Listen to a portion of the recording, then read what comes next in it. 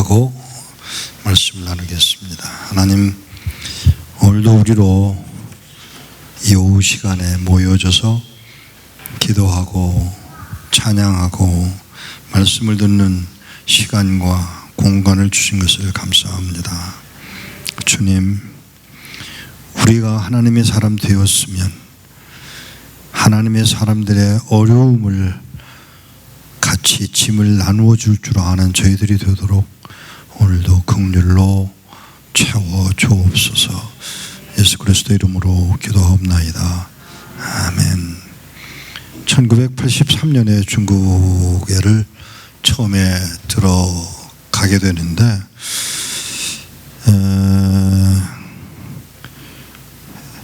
하나님이 하시는 일이 참 놀랍다 하는 것을 저는 제 자신의 경험을 통해서 얘기를 할 수가 있습니다. 하나님이 그렇게 하실 수 있구나 하는 거예요. 하나님이 준비하신다. 여러분은 그냥 나름대로 살아가는 것 같지만 지내놓고 보면 돌아볼수록 나눌 수 있는 이야기가 하나님이 하시는구나. 1983년에 중국을 들어가면서 요구됐던 것이 성경을 가지고 들어가라. 그래서 그때부터 지금까지 저는 성경 배달만 합니다. 중국으로, 몽골로, 소련으로, 그리고 북한으로. 이게 제가 하는 일이에요. 성경을 처음에 가지고 들어갔다가 그냥 한마디 제가 갖고 있는 성경을 주워버릴 수가 없어서 제 거는 가지고 있는데 그분들이 바쁘게 왔다 갔다 하는 동안 제가 앉았던 자리에서 제가 갖고 있는 성경을 읽고 있었습니다. 근데 지나가면서 이렇게 힐끗힐끗 쳐다보는 눈이 달라요.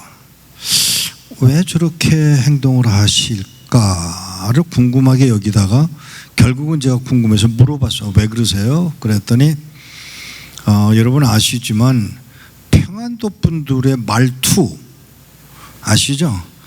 그냥 버럭버럭 화를 내는 그런 이제 투로 말을 하는데 지나가면서 그냥 한 말이었겠죠, 자기는. 근데 뭐라 그러냐면 목사님은 살 수 있잖아.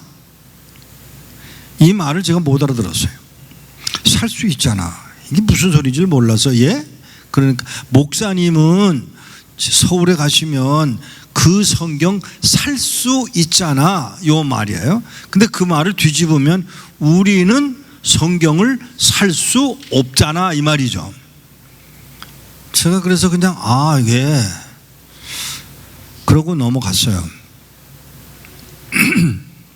근데 이제 그러고 나서 이야기를 나누는 중에 뭐라고 그러냐면 우리가 여기 있는 동안에 남조선에서는 아니고요. 일본과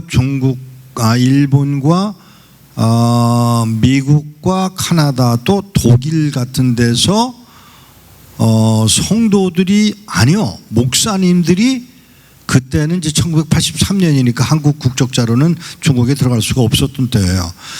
목사님들이 왔다 가는데 다들 그랬어. 뭐를요? 또 올게요.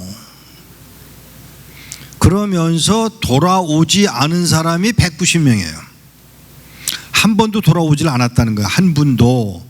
그런데 이제 그 말을 하기 전에 있었던 이야기가 뭐냐면 제가 뭐라 그러냐면 저도 그냥 그걸 모르고 제가 다음에 올게요. 그랬더니 아니야. 오긴 뭘 와. 이 목사도 안 와. 근데 꼭 안 와. 그러는 말이 제 가슴이 박힌 거예요. 그리고 미국으로 돌아가 보니까 정말이에요. 안 가게 되더라고요. 첫째는 돈이 많이 들고 둘째는 누가 그렇게 시간이 많아서 중국에 한번 갔다 오는 게 아무리 빨라도 2주간 석주간 걸리는데 그 시간을 내가 할애할 능력이 안 되는 거예요. 저는 제 경우는 특별히 이제 부목사로 있었으니까 더 힘들죠. 그리고 미국에 돌아가서 남아있는 동안에 제 가슴에 박힌 그 말, 살 수 있잖아. 너는 살 수 있잖아. 요 말이 머릿속에 남아서 떠나질 않는 거예요. 결국은 제가 모퉁이돌 선교회를 시작을 하기 위해서 연방정부에 등록을 하고 그리고 수속을 하고 그러면서 이제 조용히 등록만 한 게 아니라 하는 일을 시작을 했는데, 그게 뭐였느냐면 성경 한 권 보내기예요. 성경을 그 다음에 이제 1년 반 지나서 제가 교회를 사임을 하고 초청 청빙하는 데는 많았어요. 죄송합니다만은 그 당시에 영어와 한글로 우리말로 설교할 수 있는 젊은 목사가 쉽지를 않았던 때라서 제가 영어를 잘하는 건 아니지만 영어로 설교할 수 있는 수준은 되니까 영어로 설교하고 한국말로 설교할 수 있는 목회자를 찾는데, 그러니까 뭐 적은 교회가 미국에서 250명 교회, 많으면 1200명 1500명 되는 교회에서 청빙이 들어오는데 이 마음이 허락이 안 되는 거예요. 여기 1500명보다 저 중국에 있는 조선족들 200만 명이 제 가슴에 걸려 있는 거예요. 아닌 게 아니라 중국 안에 있는 중국인들 기독교인의 숫자가 얼마인지 모르지만 적어도 몇백만이 되던 그런 상황인 것을 전해 들었기 때문에 그 일을 할 수 있겠다 이런 생각을 하고 수속을 해서 모퉁이돌 선교를 시작을 합니다. 그리고는 1985년 10월 달에 모퉁이돌 선교를 시작을 하고, 미국에서는 시작이 됐고 한국에 모퉁이돌 선교를 시작하기 위해서 한국으로 나옵니다. 그런데 죄송한 것은 그 당시에 많은 한국 선교 기관들이 모두 미국에 가서 모금하기 위해서 미국으로 떠나던 때예요. 왜 떠나느냐고 물었더니 한국에서는 더 이상 모금할 방법이 없다, 교회들도 한계가 있다, 성도들도 관심이 없다, 뭐 이런 이야기를 하는데 저는 거꾸로 한국으로 나온 거예요. 왜 나왔는지 아세요? 저는 돈을 보고 나온 게 아니에요. 저는 기도할 사람들을 찾았어요. 북한 선교는 돈으로 하는 게 아니라 기도로 한다고 믿었기 때문에 누구라도 한 사람 한 사람 기도하는 사람만 찾는다면 그 한 사람 때문에 하나님이 북녘 땅을 무너뜨리는 날이 올 거라고 믿었어요. 그래서 그 일을 시작한 거예요. 한국에 나왔어요. 저 돈 보고 설교하러 다니지 않았습니다. 1년에 제가 적으면 200번이고요 많으면 300번 이상 설교를 하는데, 그동안 다니면서 제가 하는 일은 기도꾼들을 찾는 거예요. 기도할 사람들. 그리고 만일에 허락한다면 1년에 한 권 성경책 보낼 수 있는 사람을 찾아요. 아무것도 아닌 것 같아요. 아무것도 아닌 것 같아요. 그런데 그 다음에 1985년에 제가 성경을 들고 중국을 들어가면서 성경을 250권을 가지고 들어갔습니다. 그러니까 250권이라는 말은 250kg라는 말이에요. 250권을 가지고 들어가서 넘겨주니까 받은 사람이 얼마나 고마워해야 되는데, 저도 이렇게 보고 하는 말이 놓고 가라. 미안합니다. 얼마나 화가 나는지, 내가 이걸 통과시키려고 얼마나 공안 의원들 또 중국의 정부 요원들을 눈길을 피해가면서 이걸 갖고 왔는데 놓고 가라 하는 말에 그만 화가 벌떡 나는데 이걸 참을 수가 없죠.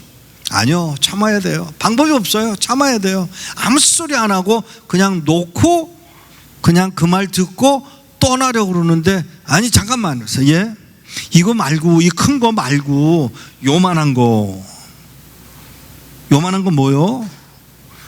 그 왜 저 손바닥만한 거 있잖아. 있죠. 어디 있어? 서울에 있죠. 100권만 개구라고. 좋게 말해도 좋은데 좋지 않을 텐데 이거 해줄까 말까 하는데 말투가 100권만 개구라고. 그래서 제가 그 말 듣고 알았다고. 그래서 그냥 떠나는데 이분이 하는 말이 어디다 보내는지는 알고 가야 되잖아. 모르죠 저는. 어디다, 그걸 모르는 게 좋아요. 왜 좋은지 아세요? 모르면 거짓말을 안 해도 돼. 알면 안다고 말을 하면 걸리고, 모른다고 말하면 모르는 것 때문에 문제가 돼요. 그러니까 이게 참 복잡한 상황인데 제가 그 말을 듣고 알겠다고 그랬더니 뭐라고 하냐면 아니야 알고 가. 그래서 왜요? 그랬더니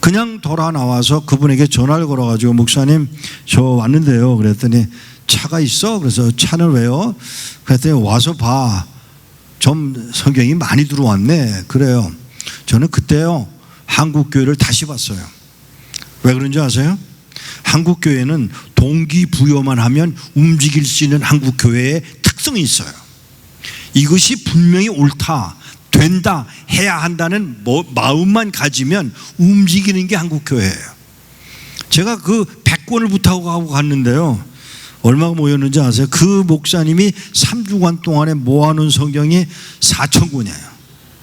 100권을 요청했는데 4,000권을 준비해서 나보고 가지고 가래요. 제가 그걸 받아들고 갔어요. 이 미친, 저 정말 바보짓을 했어요. 그걸 가방에다 넣었는데 이렇게 좀 100권, 아니 20권이고 50권 이렇게 싸서 갖고 가면 종이다 싸면 좋은데 미련해가지고 그때는 경험이 없어가지고 어떻게 했느냐 하면 가방에다 그냥 낱개로 다 집어넣어서 갖고 갔는데 이게 단단한 뚜껑이 있는 가방이면 괜찮은데 헝겊 가방으로 된 게 바퀴만 2개 달려 있는 걸 들고 숙소에서 어디까지 그 성경 배달할 집까지 가는데 택시를 타기는 너무 가깝고 또 그래서 겨울인데 눈 녹았다 얼었고 얼었던 게 녹았다가 그 위에 눈이 내렸고 이러니까 이게 가는 길이 별로 편안하지 않은데 그걸 끌고 가면서 넘어지고 부딪히고 이러면서 성경을 4가방을 한꺼번에 갖다 주고 또 4가방을 갖다 주고 그러다가 이제 이제 처음에 가서 가방을 들고 도착을 하니까 음성은 이 목사인데 얼굴은 아니네 그래요. 이게 무슨 소리야? 그러고서 무슨 말씀이세요? 그랬더니 이 목사 가서 음성을 보니까 이 목사 같은데 화장실에 가서 세수를 좀 하고 와 하고 가서 세수를 하러 가서 보니까 제가 제 얼굴이 안 보이는 거예요.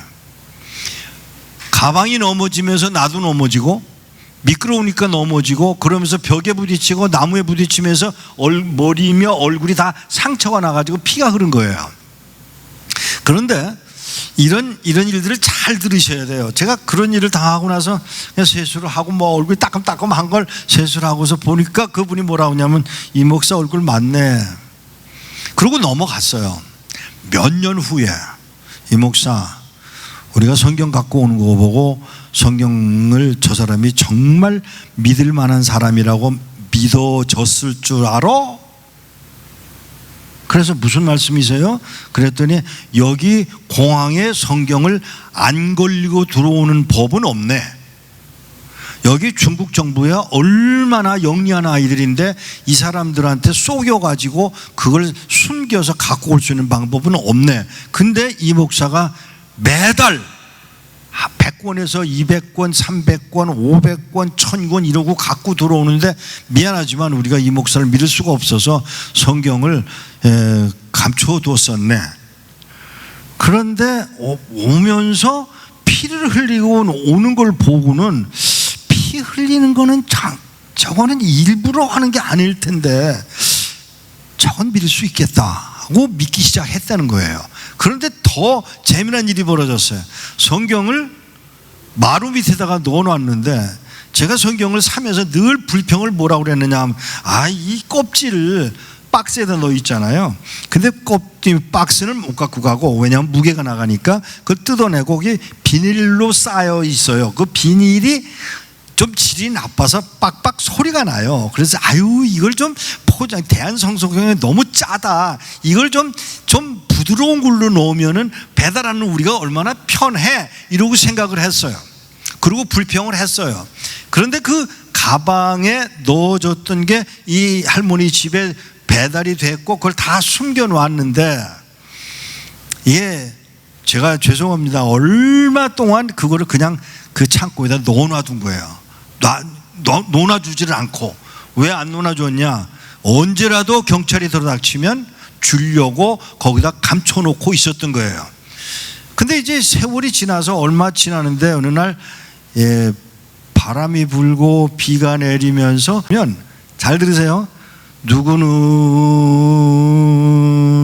이게 무슨 소리예요? 누구는 피 흘리고 누구는 힘들어서 애써서 오고, 누구는 그거 좋다고 창고에다 처박아 놓고 배달도 안 하고 나눠주지도 않고 하는 소리를 이분들이 들으신 거예요. 그러니까 얼마나 놀랐겠어요. 그래가지고 동네마다 이제 아는 가정교회 교인들한테 연락을 해서 성경을 보급을 시작을 했습니다. 그래서 성경을 다 배달이 끝난 2, 3일 후에 누가 들어닥쳤냐면 경찰이 들어닥쳐서 하는 말이, 성경 배달한 다음에 성경 나눠준다며. 그러니까 무슨 성경이요? 성경을 하나도 없는 거예요. 이게 다 줘버렸기 때문에. 그런데 성경을 꺼내려고 들어가서 보면서 무슨 생각을 했냐면, 이거 그동안에 쥐가 다 쏠아서 성경을 다 망가뜨려 놨겠다. 그러면서 뜯어서 보니까 이 쥐가 와가지고 그 껍질을 이렇게 빡빡 긁는데 소리가 너무 요란하게 나니까 쥐가 그 소리에 그냥 밀려가지고 그걸 버리지를, 이제 물어 뜯지를 못하고 포기하고 가버린 거야. 이게 몇 달 동안 그렇게 조금 끝에만 조금 찢어놓고는 성경이 한 권도 손해보질 않았어요. 그때서야 제가 뭐라고 그랬냐면, 대한성서공회가 좋은 일 했네. 제가 그랬어요. 여러분, 이런 경험을 제가 하는 거예요. 성경을 그래서 이제 배달이 되기 시작했습니다. 더 아름다운 이야기를 하나 할게요. 성경을 이제 가지고 들어가니까 중국에서 저보고 뭐라 그러냐면, 목사님, 성경을 갖다 주기만 하면 어떡해? 왜요? 성경을 갖다 주면 가르쳐도 줘야지. 죄송합니다. 저는 가르치는 은사를 못 받았어요.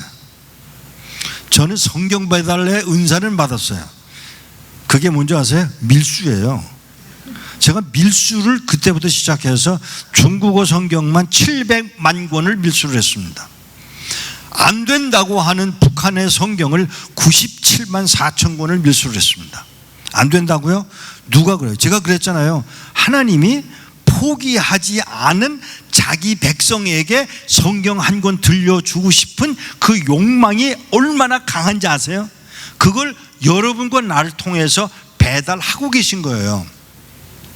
성경을 갖다만 주면 어떡하냐, 성경을 가르쳐달라 그래서 정말 억지로 빌립보서, 옥중서신을 좋아해요. 중국에 있는 분들이. 왜? 자기네들이 옥에 갇혀 있다고 생각하기 때문에 옥중서신을 좋아하는데, 제가 빌립보서, 에베소서를 좋아해서 빌립보서를 이제 강해를 하려고 둘러앉았어요. 둘러앉으면 위에다가는 가운데는 이불을 펴놓고, 그 이불 펴놓은 그 위에다가 화토를 펴놓고 돈을 깔아놓고 성경은 밑에다 넣어놨다가 사람이 오면 성경은 밑에도 집어넣고 또 화토를 꺼내서 그걸 가지고 화토 치는 것처럼 위장을 해요. 둘러앉아서 지금 화토를 펴놓고 돈을 펴놓고 이제 빌립보서로 들어가려고 그러는데 누가 와서 문을 똑똑 두들겨요. 아유, 누가 이 시간에 또 오냐? 그러고 문을 열어보니까 그 집 주인이 왔어요. 아유, 왜 그러세요? 그랬더니 경찰이 온대요. 중국은 웃기는 나라예요. 경찰이 오면 그냥 오면 되잖아요. 중국은 안 그래. 꼭 알리고 와. 그러니까 알리고 오니까 무슨 일이 벌어지냐면, 주인은 안 당하고 경찰하고 관계가 깨어지지도 않고 돈만 몇 푼 주는 걸로, 교통비 주는 걸로 경찰은 돈을 벌었고, 그러니까 이쪽도 저쪽도 다 좋은 게 중국이에요. 그래서 그 관계가 유지가 되는 곳이니까 어서 떠나. 어디로요? 주소 줄게. 그래서 그분이 주소를 주어서 30분 걸려서 다른 동네로, 그러니까 다른 동네는 아니고 한 동네지만 먼 곳으로 이동을 해서 막 도착을 해서 또 똑같이 담요를 펴놓고, 그리고 똑같이 이제 성경 공부를 하려고 둘러 앉았는데 차를 2대씩 나눠가지고 갔는데 5분도 안 돼서 누가 와서 문을 두들겨요. 이게 오늘은 왜 이런 일이 자꾸 일어나냐.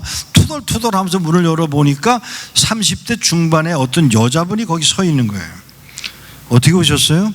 그랬더니 이분이 하는 말이, 여기 이렇게 자꾸 희끗희끗 안으로 들여다보면서 뭐라고 그러냐면, 여기 미국에서 성경 배달하는 목사님이 와 계시죠?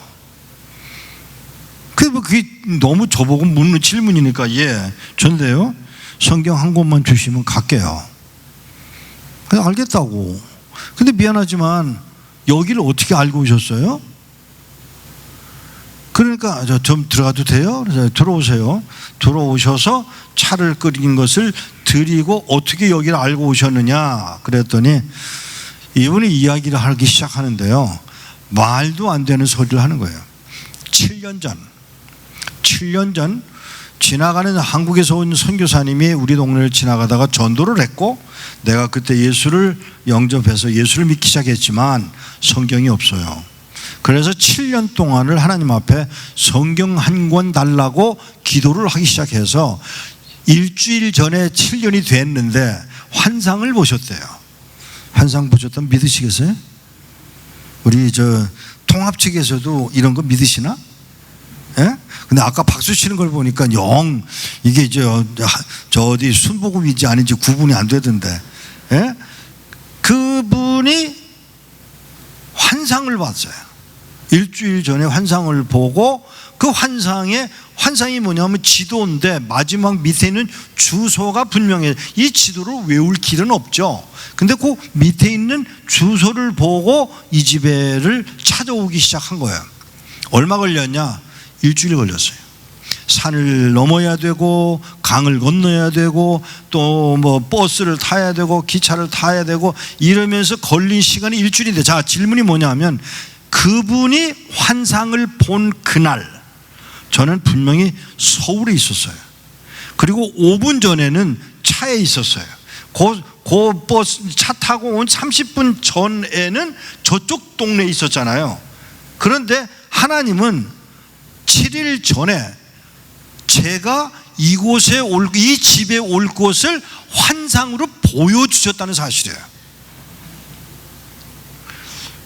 참 통합측 교회 교인답다. 얼굴들이 아무런 반응이 없어. 여러분, 이게 얼마나 할렐루야가 나와야 돼요. 얼마나 놀라운 이야기예요. 저는 분명히 서울에 있었고, 그리고 분명히 30분 35분 전에는 저쪽 집에 있었고, 이쪽에 온 것도 나는 계획에 없었던 일인데 하나님은 이쪽에 있을 집의 위치를 이분에게 일주일 전에 가르쳐 줬다. 제가 어떻게 행동했는지 아세요? 방을 둘러봤어요. 이렇게. 하나님 어디 계신 거야? CCTV 있나? 여러분, 이게 하나님이 하시는 일이에요.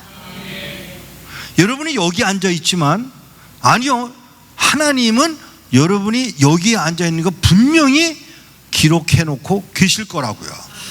여러분, 이런 경험을 하는 제가 무슨 결론을 내리는가 하면, 하나님은 정말로 자기 백성을 포기 안 하시는구나. 미국에 가만히 앉아 있는 저를 왜 불러다가 이걸 하라고 그래가지고 한국에 나왔는데, 서울에 나와서 아무도 찾아갈 데가 없는 거예요. 근데 아내가 저한테 뭘 주느냐면 잣을 갖다 주면서 누굴 좀 갖다 주래요. 아니, 한국엔 잣이 없나? 그걸 갖다 주라는데, 남자들한테 이런 거 시키면 남자가 얼마나 싫어하는지 아세요? 좀 알고 좀 살았으면 좋겠어요. 그걸 받아들고 왔는데 뭐 어떡하겠어요. 이제 전화를 걸어서 연락을 드렸더니, 아이고 목사님 여기 2번도 더 왔다 가실 거리인데 이제야 연락하시냐고. 미안하다고. 그래서 그 만나러 갔어요. 잣 들고, 남자가 봉투에다 잣을 들고 가서 드리고 떠나려고 그러는데, 식사를 하자고 해서 식사를 하는데 뭐라고 그러시냐면, 교회 그만두셨다며요. 뭐 하세요? 그래서 제가 뭐라고 대답했냐면, 밀수요. 그러니까 이분이 점잖은 분이에요. 집안이 좋은 분이에요. 제가 이름을 대면 누군지 아세요. 이분이 뭐라고 하시냐면, 목사님 요즘 목사들이 타락해가지고 말 막 하거든요.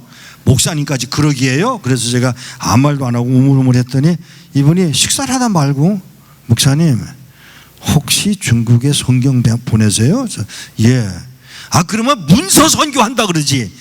그게 필수가 뭐냐고. 그래서 아이고 미안하다고. 근데 그분이 뭐라고 하냐면, 내일 다시 봬요. 그래서 왜요? 집사한테 야단 맞고 또 만나겠어요 제가? 그래서 제가 안 옵니다 그랬더니, 아니 내일 꼭 오세요. 소개해드릴 분이 있어서.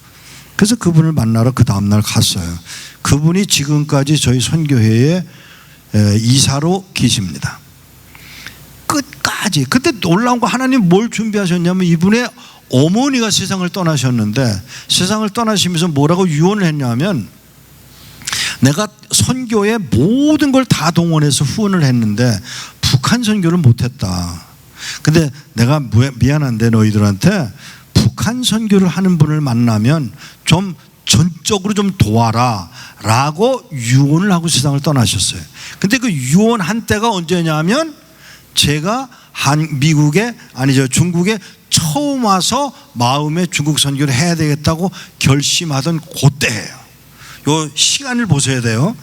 그래가지고 제가 하나님이 요때 벌써 어떤 분을 통해서 일할 수 있도록 준비시키셨구나.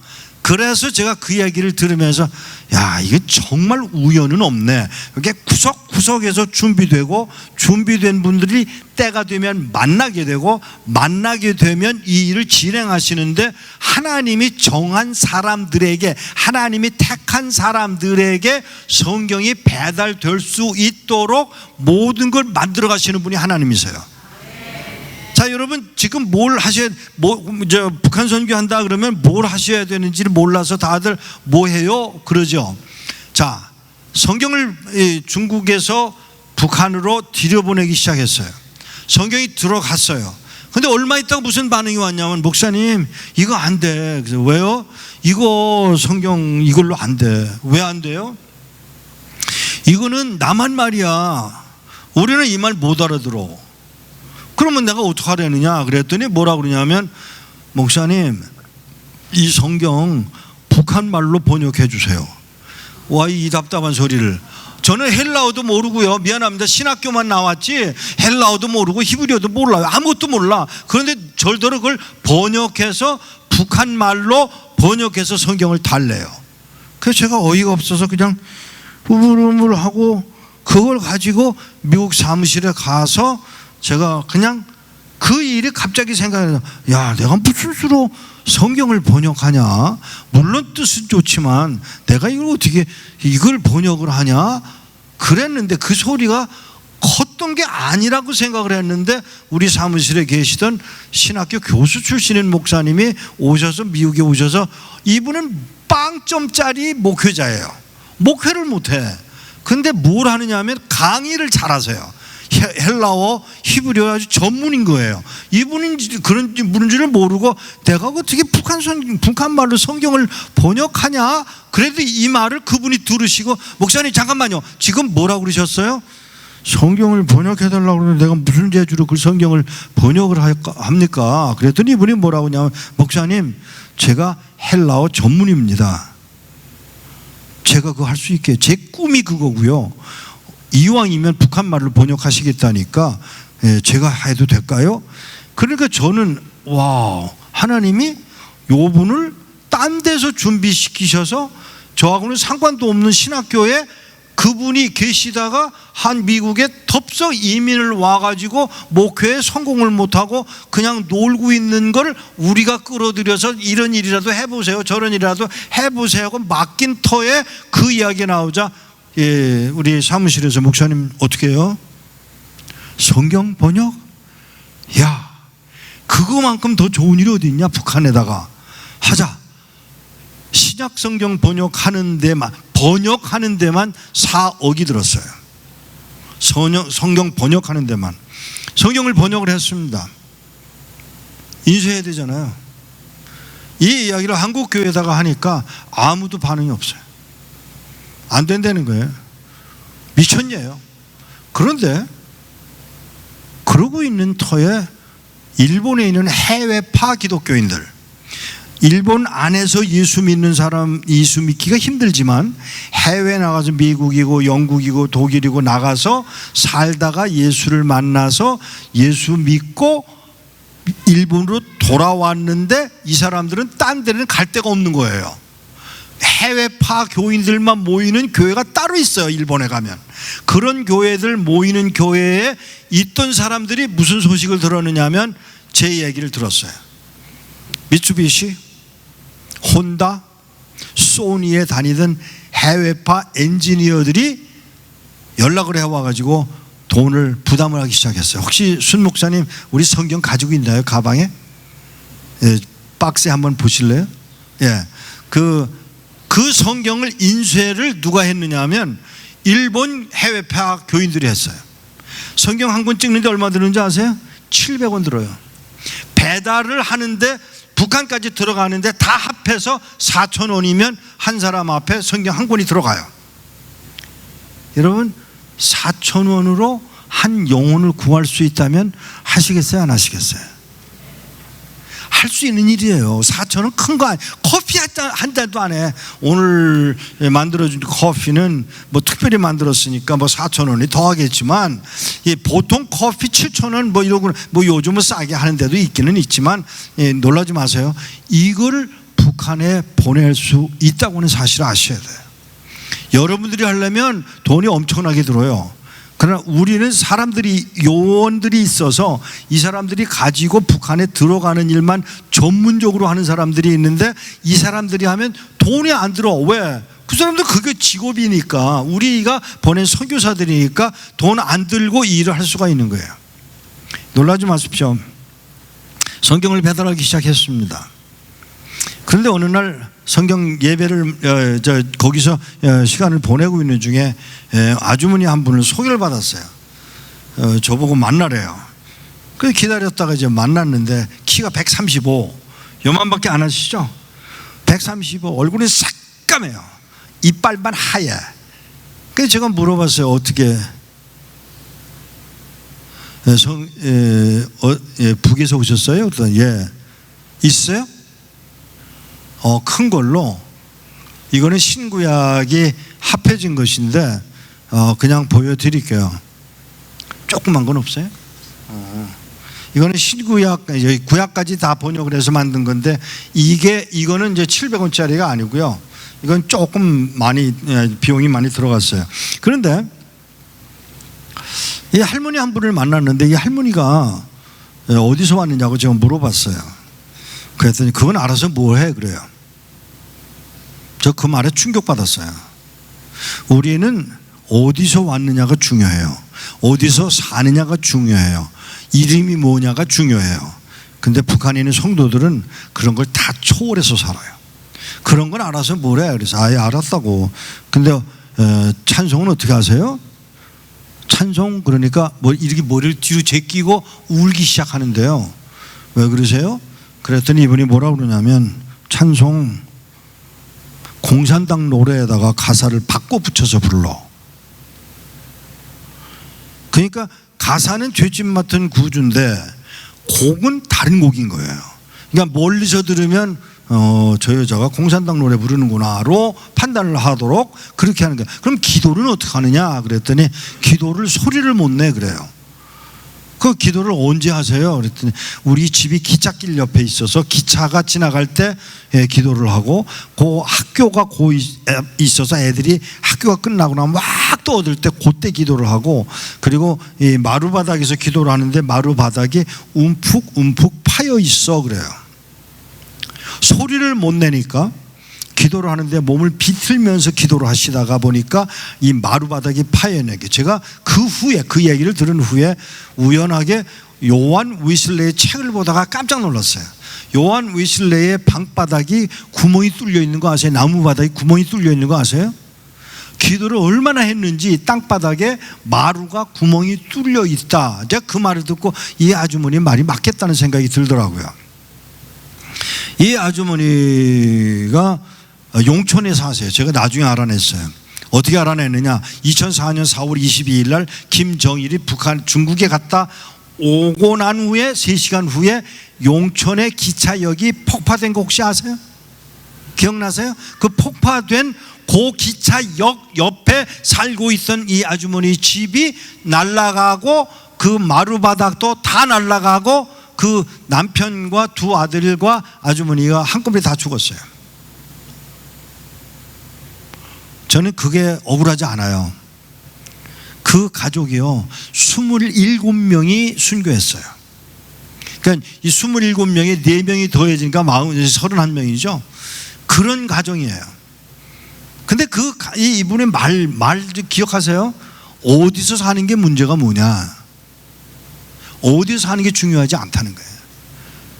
이분이 북한으로 들어갈 때 1960년이었어요. 제가 만날 때 87년이었어요. 27년을 북한에서 살았어요. 그래서 제가 물어봤어요. 27년 동안 뭐 하셨어요? 그랬더니 처음에 3년 동안 얼마나 울었는지 몰라. 왜 울으셨어요? 하나님이 왜 실수를 해서 나를 이 북한 땅으로 들여보냈느냐고 원망하는 기도를 3년을 했어. 그래서 하나님 뭐라고 그러세요? 내가 실수해서 너를 보낸 게 아니라는 거예요. 내가 너를 통해서 할 일이 있어서 보냈다는 게, 무슨 할 일이냐 물으니까 내 얘기를 하라고 보냈대요. 하나님 이야기를 하도록 북한 땅에 보냈다는 말을 듣고 그때부터 친척들 집에다 연락을 해서 먹을 거, 입을 거, 의약품, 뭐 학용품, 별의별 걸 다 모아서 보내주는 일을 한 가정을 위해서 집중적으로 2년씩 도왔는데, 2년을 끝나고 나면 그분들이 이상하다고, 아주머니도 어렵게 살면서 우리한테 이런 걸 자꾸 구해다가 줘. 그러니까 뭐라고 대답을 했냐면, 나는 고향에 맨션이 있어. 못 알아들었겠죠, 그분은. 그러니까 아주머니 집에 맨션이 있으면서 왜 여기 살아요? 아직 때가 안 됐거든. 그게 무슨 때예요? 집에 갈 때가. 무슨 집이에요? 근데 그분들이 알아듣는 거예요. 혹시 예수쟁이? 머리 끄덕끄덕하면 나도 집에 가면 맨션이 있을까? 당연하지. 어떻게? 아버지만 바꾸면 돼. 이게 얼마나 지혜로운 대답인지 아세요? 아버지만 바꾸면 돼. 아버지를 어떻게 바꿔요? 네 아버지는 마귀고 우리 아버지는 하나님이거든. 이렇게 해서 24년 동안에, 그러니까 이제 2년씩 잡아서 12가정을 전도를 했다고 하더라고요. 그러니까 12가정 교회가 용천에 세워진 거예요. 여러분들은 이걸 어떻게 생각하실지 모르지만 저는 이 보고를 1,500개 이상의 지하 교회가 북한에 있음을 알고 있습니다. 적으면 3명이고요, 5명이고요, 많으면 20여 명씩 모여서 예배합니다. 그 예배의 내용이 무슨 뭐 성경을 많이 아는 것도 아니고 그저 방송을 듣고 지난 한 주간 동안에 또는 며칠 동안에 일어났던 일로 하나님이 주신 것들을 나누는 것이 그들의 성경 모여서 나누는 이야기일 뿐인 거예요. 사랑하는 여러분, 그분에게 제가 뭐라고 그랬냐면, 아주머니 뭐 가지고 가세요? 내가 얘기했잖아, 밀가루 쌀이랑 뭐 이런 거 가지고 간다고. 그거 말고요. 그거 말고 있어요. 알아. 톰슨 주석 성경. 그거 가지고 가다 걸리면 죽습니다. 그래서 그거 가지고 가다 걸리면 죽어요, 아주머니. 그랬더니 이 아주머니가 하는 말이, 죽어? 내가 죽으면 28번째네? 조금 더 죽음에 대한 두려움이 없는 거예요.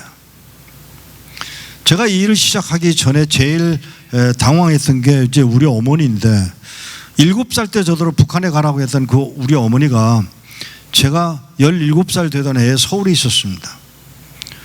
야, 우리나라 여권 가지고 북한 가겠냐? 못 가죠. 못 가. 그랬더니 엄마가 하는 말이, 그러니까 미국 가라고. 그래서 내가 순종은 하겠는데 엄마, 무슨 돈 있어서 미국을 가나? 그랬더니 돈 없지? 돈 없어요. 옷 입어? 돈 없다고 얘기를 했는데 무슨 옷은 입으래요? 옷 입어? 옷 입었습니다. 제가 어릴 때 자랄 땐 그렇게 배웠어요. 옷 입었습니다. 가자.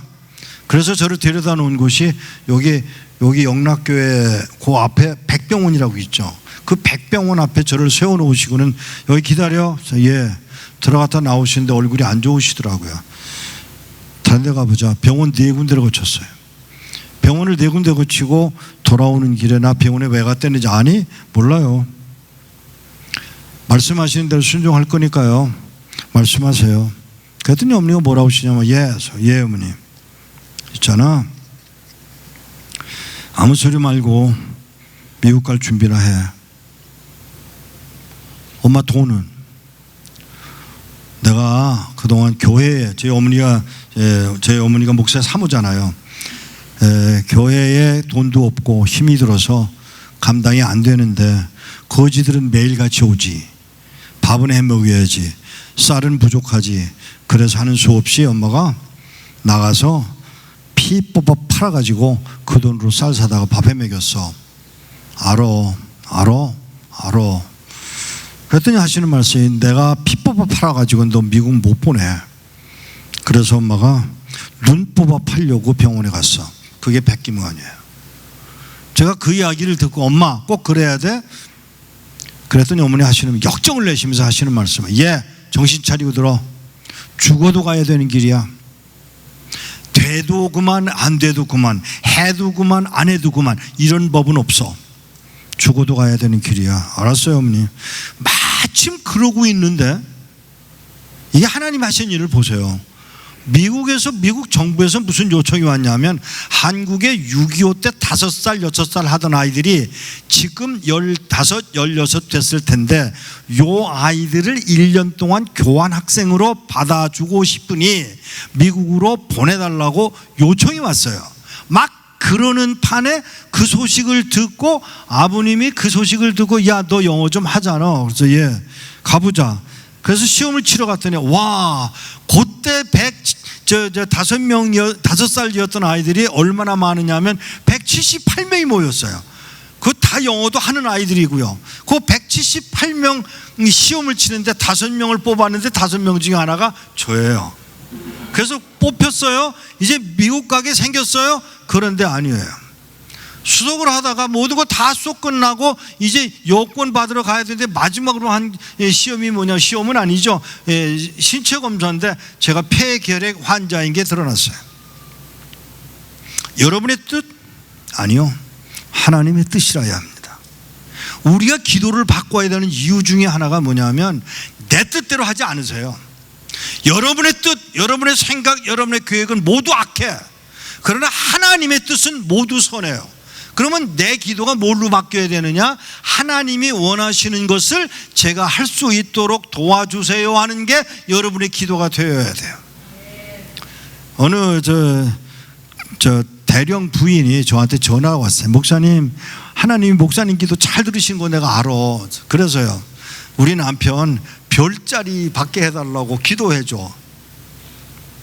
전화 잘못하셨습니다. 저 기도 안 했어요. 기도 안 했는데 별자리를 받았어요. 그러면 제 기도 안 했으니까 된 거죠? 정신 바짝 차리세요. 우리 한국교회가 크게 실수하는 게 뭐가 있느냐면 기도를 자기 중심의 기도를 하는데 문제가 있어요. 아버지 뜻대로 할게요. 무엇을 요구해야 될지 가르쳐 주세요. 이 기도로 바뀌셔야 합니다. 어머니의 뜻대로 되지 않았어요. 미교회를 못 갔어요. 4명만 갔어요. 그러고 나니까 어머니가 어떡하겠어요? 하는 수 없이 뭐 왜 그러셨는지 모르겠지만 저희 아버님을 미국에 유학으로 보내드리고 어머니는 그게 4월 달이고 63년 4월 달이고요. 7월에 이제 8월에 우리 엄마가 이건 정말 일어나지 않을 일이 일어났어요. 우리 엄마가 막내를 낳으셨어요. 저하고는 18살 차이죠. 근데 막내가 태어난 건 뭐건 할 수 없어요. 그건 하나님의 주권인 생명의 문제니까. 근데 닷새 후에 어머니가 심장마비로 죽어요. 나는 18살, 내 동생은 12살, 그 밑에는 7살, 그리고 막내는 태어난 지 5일. 다 남자들이고 친척은 아무도 없고 외할아버지 한 분 목회하고 계신 논산에 계신 분은 올라오실 수 없고 나는 또 그리로 내려갈 상황도 아니고 이게 엉망이 된 거예요. 그 아이들을 키우기 시작했어요. 3년 반이 지난 후에 아버지는 못 나오시고요. 저는 아이들을 갑자기 엄마 노릇해야 되고 아버지 노릇해야 되고 형 노릇해야 되고 이 상황에서 아이들을 키워가고 있는데 아버님이 3년 반인 67년 1월 달에 전화가 왔어요. 1월 달이 아닌가 보네요. 전화가 왔어요. 왜 그러세요? 아버지? 다 됐대. 아이고 아버지 여권도 없어. 비행기표는 어떻게 하고. 그랬더니 아버님 다 됐대. 알았어요. 근데 전화 끊으시면서 뭐라고 하시냐면 예 아버지 있잖아, 영화 촬영하는 사람이 나간단다. 아이고 제가 속으로 뭐라 그러냐, 우리 아버지가 호레비가 돼가지고 혼자서 외국 생활하시더니 뭐가 잘못됐구나, 무슨 영화 촬영하는 사람이 나와, 그러고 전화를 끊었어요. 그런데 며칠 있으니까 진짜 영화 촬영하는 사람이 나왔어요. 요즘은 영화 촬영이라야 전화기 들고서 찍잖아요. 근데 이분은 카메라를 이만한 걸 들고, 이게 텔레비에 나가는 거라고 뭐 크게 만들어야 된다고 이만한 걸 들고 그러고 왔어요. 그래서 뭘 찍으러 왔느냐 그랬더니 너희들 사는 모습을 찍으러 왔어. 알았다고, 찍으라고. 연기할 필요가 없는 거예요. 그냥 우리 사는 모습을 이 사람이 찍으면 되니까. 뭐 교회 가서 반주도 하고 뭐 주일학교 아이들 가르치는 거, 그 다음에 묘에 가자고 해서 묘에 가봐야 소용없습니다. 왜냐하면 나는 묘에 가서 절할 거 아니니까 갈 필요가 없습니다. 이렇게 알았다고. 그래서 다 찍고는 뭐라 그러냐면 여권 받으러 가자. 여권 없습니다. 아니 가자. 그래서 외무부에 갔더니 그날 그 자리에서 여권을 만들어 주더라고요. 이게 뭐가 있구나 그러고 생각을 했어요. 그랬더니 그때 미 대사관이 어디 있었느냐 하면 여기 어디죠? 롯데호텔 바로 앞에 거기 있던 대사관에 제가 들어가니까 총영사가 이만한 비자, 미국 비자는 그 엑스레이 찍은 걸 거기다 넣어야 되기 때문에 이만해요. 이만한 걸 총영사가 들고 나와서 인터뷰도 없고요. 그냥 가서 주워서 사진 찍고 그러고는 이제 나가는 거예요.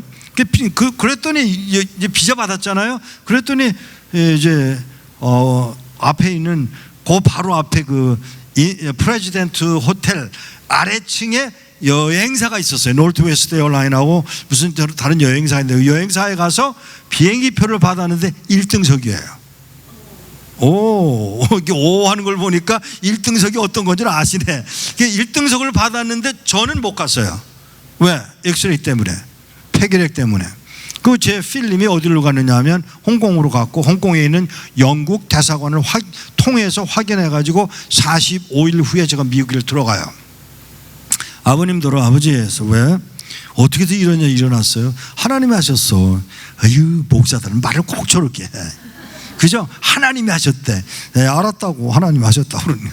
그런데 하나님이 어떻게 하셨냐고요? 그랬더니 너 존 F 케네디 알아? 알죠? 그 나쁜 놈. 여러분, 케네디 칭찬하지 마세요.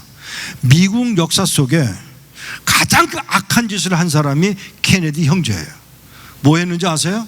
미국의 중고등학교의 기도 시간을 뺐고요, 성경 공부 시간을 뺐고요, 주기도문하고 사도신경을, 아니 10계명을 학교에 있는 걸 모두 뜯어버리게 한 놈이 바로 존 F 케네디예요.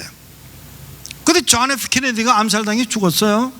그 죽고 나니까 그 동생 바비 케네디가 자기가 대통령 출마하겠다고 까불거리면서 등장을 해가지고 뭘 했느냐면, 야, 이거 어느 영화회사에 가서 뭐라고 그랬냐면, 우리 형 역사 기록들을 좀 뉴스에 나온 것들을 다 모아가지고 영화를 하나 만들어봐라.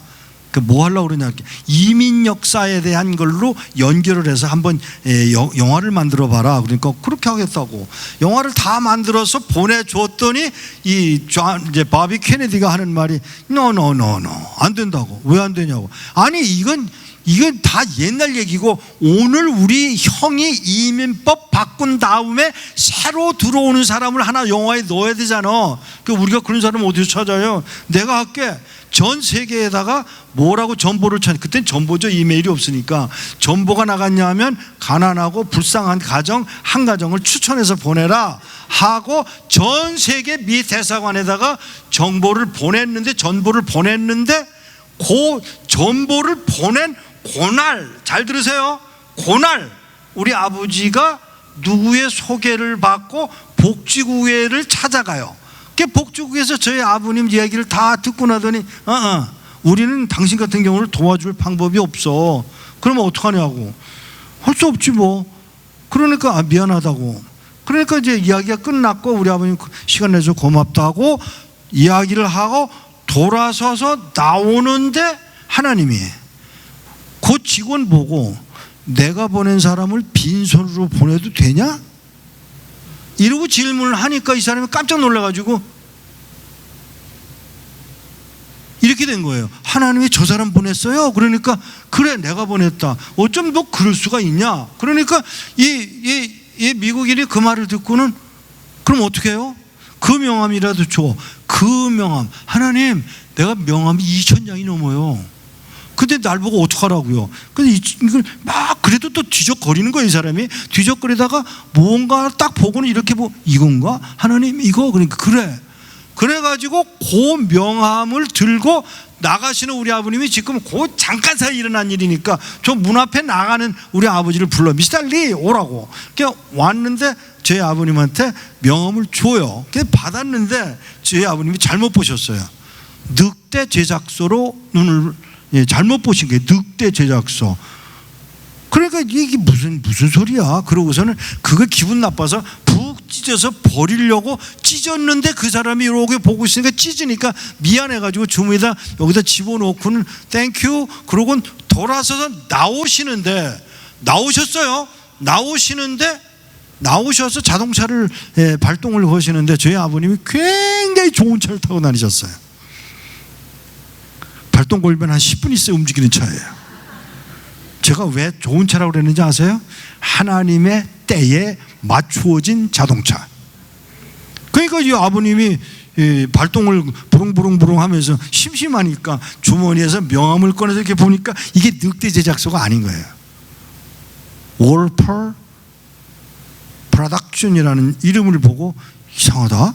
이거 보니까 주소가 가까우니까 내가 가보지 뭐. 그 털렁거리는 차를 끌고 그 영화 회사를 찾아간 거예요. 바로 그 영화 회사. 그 영화 회사를 찾아가서 아버님 이제 그 PD 보고 지금 미스터 리입니다. 그러니까 복지국에서 전화 왔던데 바로 당신이구나. 예, 들어오라고. 거기 가서 한 얘기를 나한테 해봐라. 그런데 내가 미국에 와 있는 동안에 내 아내가 병들어 죽고 우리 큰아들은 폐기력 환자고 아이들은 다 쫄망쫄망한데 이 아이들 데리고 와야 된다. 비자는 아이들은 됐는데 큰아들은 비자가 없다. 뭐 이런 이야기를 다 했어요. 그러니까 알았다고 그러고 누구한테 전화하느냐 하면 바비 케네디한테 전화를 해요. 한 가정을 찾았는데요. 그러니까 어느 나라 사람? 한국 사람. 굿. 그냥 한국 사람이라는 게 좋다고 그러면서 그 다음에 한 말이 뭐냐 하면 가난하냐? 예, 당연히요. 불쌍하냐? 가난하니까 불쌍하죠. 그랬더니 잠깐만 한 가지만 더. 애들이 못생겼다느냐? 그 영화에 나오는 사람을 못생긴 사람을 내보내고 싶은 거예요. 그게 못생겼다느냐? 그러니까 이 사람이 안 물어봤는데요. 그리고 저희 아버님을 앞에다 세워놓고 뭐라고 물어봤냐면 당신 아들들이 못생겼어? 하고 물어보니까 우리 아버님이 가만히 보고 있다가 뭐라고요? 그러니까 아이들이 못생겼냐고요. 그러니까 예, 아이들이 못생겼습니다. 그러니까 이 말을 듣고 이 사람이 바로 케네디한테 전화 걸어서 He says they are ugly. 그 아이들이 못생겼대요. 그러니까 누가 그래? 아버지가 그러니 오죽 못생겼겠냐고. 그래서 그 말을 듣고 good. 그래서 저희 가정을 그 영화에 넣기로 결정을 합니다. 그 영화가 The Nation of Immigrant라는 영화예요. 구글에 들어가시면 보실 수 있습니다. 거기에 구글에 들어가셔서 45분 지나면 딱 2분 나오는 이 사람이 바로 저예요. 그 큰아들이 바로 접니다. 하나님이 못생기게 하셔서라도 하나님의 뜻을 이루어 가시는 분이 하나님이세요. 자, 더 잘 들으세요. 중국에 있는 얼굴도 모르고 만나지도 않았고 나누어 본 일도 없는 그 사람들을 위해서 하나님이 제가 1963년에 67년에 미국으로 들어가게 하셔서 그러고 어느 세월이 지난 후에 준비되게 하신 후에 한국으로 다시 나와서 중국에 성경을 배달하도록 북한에 성경을 배달하도록 이끌어 가시는 분이 누구예요? 하나님이세요. 그러면 제가 묻습니다. 여러분을 향한 하나님의 뜻은 무엇일까요? 오늘 북한 선교를 위해서 기도하는 여러분들이 여러분이 북한 선교를 위해서 할 수 있는 일이 과연 무엇일까요? 이 이야기를 제가 하나 더 해드릴게요. 연락이 왔어요. 저한테. 목사님 빨리 나오셔야 돼. 왜? 여기 65명이나 되는 북한 성도들이 다 끌려가게 생겼다고 두려운 나머지 한국으로 망명하고 싶어 하는데 도움이 필요하다고 요청이 왔어요. 그거 어떡하려고? 목사님 와서 결정하세요. 그래서 14시간 비행기를 타고 중국으로 갔고, 중국에서 14시간 기차를 타고 또 7시간 버스를 타고 또 택시를 대절해서 산골짜기로 들어갔습니다. 사람들이 나오셨다고요. 79살 난 할아버지 한 분, 60 난 젊은이 3사람, 4명이 나오셨는데, 제가 그 79살 난 할아버지더러 대뜸 물어본 질문이 뭐였냐면, 김일성의 은덕으로 잘 사신다며요. 왜 나오시려고 그러세요? 그랬더니 이분이, 저 그렇게 점잖은 나이 든 분 처음 봤어요. 무릎을 딱 꿇고 앉아서 저를 쳐다보면서 하는 말이 뭐였느냐 하면, 선생, 찬송 한번 마음 놓고 불러보고 싶어서 그래요.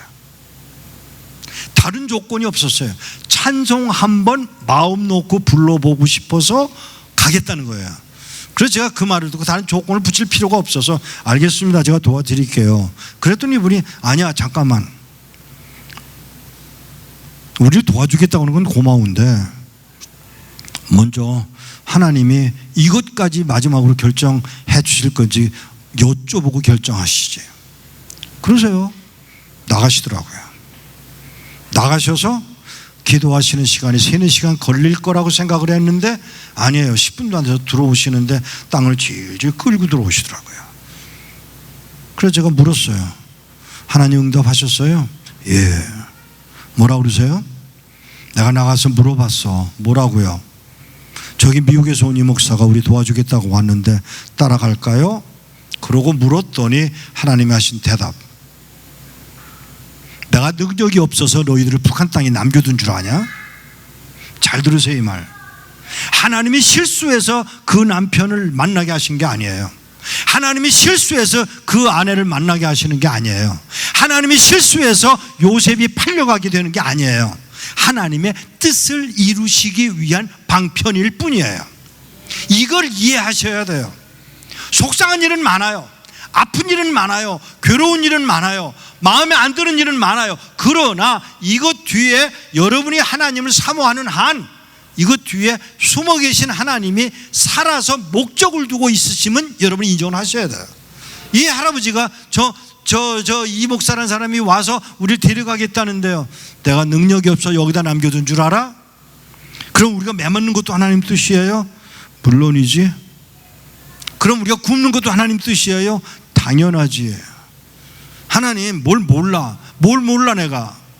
여기 지금 우리 65명 가운데 3살짜리 내 손녀딸도 있다고요. 이 아이도 끌려간다고요. 그러고 아우성을 치는데 하나님이 하셨다는 말씀, 그들이 그 모두가 끌려가서 죽는 게 내 뜻이다. 잔인하죠? 아니에요. 이게 하나님의 방법일 뿐이에요. 그 뜻이 내 마음에 안 들 수는 있어요. 그러나 그건 내 마음에 안 드는 거지. 내 마음에 안 드는 거지 하나님의 뜻한 바를 잘못하시는 건 아니에요. 근데 이 할아버지가 그 말을 저에게 전해주고는, 어서 가, 어서 가. 알겠습니다.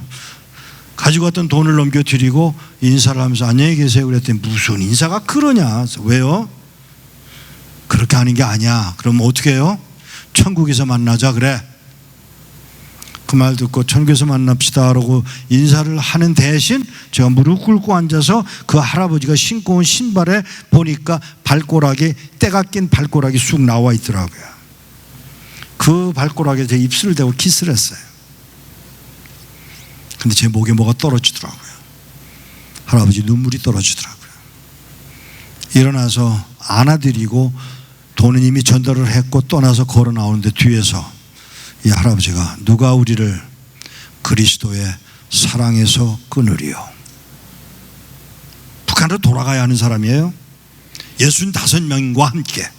아니요, 3살짜리 손녀 딸과 함께. 4년 반 후에 제가 그 동네를 돌아가서 택시 운전수를 만났어요. 똑같은 운전수더라고요. 아이고 이 아저씨, 이러고 돌아보더니, 당신 양심이나 있어? 그래요. 왜요? 그분들은 어떻게 됐는지 알아? 몰라서 왔죠.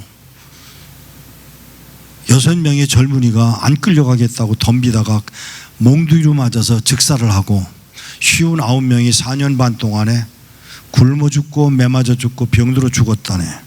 거기까지는 제가 참았어요. 마지막 말, 3살 이게 그리스도인의 가는 길이고 이 일을 그냥 감당해야 되는 일인 줄 알고 기도하고 순종하고 가는 사람들이 북녘 땅에 살아있다고 하는 사실입니다. 제가 물을게요. 여러분 뭐 하실래요? 기도하세요. 도를 정해놓고 기도하시고요. 도시를 정해놓고 기도하시고요. 그리고 거기에 한 사람 한 사람 명단을 가지고 있습니다. 기도해 주시고요. 이게 더 그냥 그렇게 기도만 하기에는 답답한 분들을 위해서 저희 7월 2일부터 5일까지 소망교회에서 하는 소망수양관 곤지암에 있는 거기서 저희들이 선교 컨퍼런스를 합니다. 북한에 잡혔다가 온 분도 있고요. 나누는 분 가운데 물론 제가 거기 있고요. 박사들이 와서 아니요 그냥 실력 있는 박사들이 아니고 복음을 말할 수 있는 우리는 쌀이나 밀가루 보내는데 관심이 없어요. 한 영혼. 저는 이 사역을 하면서 엄청나게 많은 경험을 해요. 한 영혼 만났는데 그 영혼이 변화되고 일꾼으로 되고 사역자가 되고 동역자가 되는 것을 제 눈으로 보았기 때문에 그 일을 계속해서 하고 있습니다. 사랑하는 여러분, 여기 사도행전 4장을 읽었습니다마는 사도들이 어려움을 당할 때 하는 일이 뭐죠? 기도였어요. 북한에 있는 성도들이 끊임없이 기도하는 그 기도를 여러분이 기억하시고 여러분들도 동참하는 여러분 되시기를 축복합니다.